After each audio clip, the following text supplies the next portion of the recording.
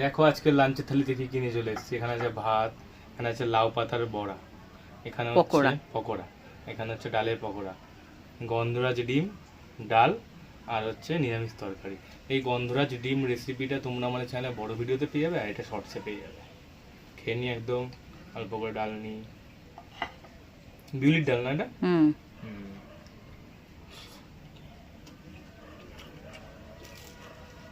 কেমন? ইউনিক পুরো, ভালো না? পুরো ইউনিক, তোমরা অবশ্যই ট্রাই করো।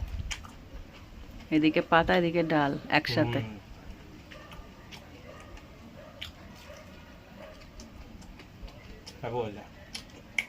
ডিমটা খেয়ে দেখি,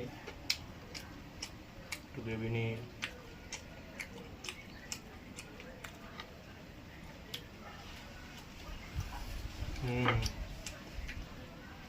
গ্রেভিটা কেমন খেতে?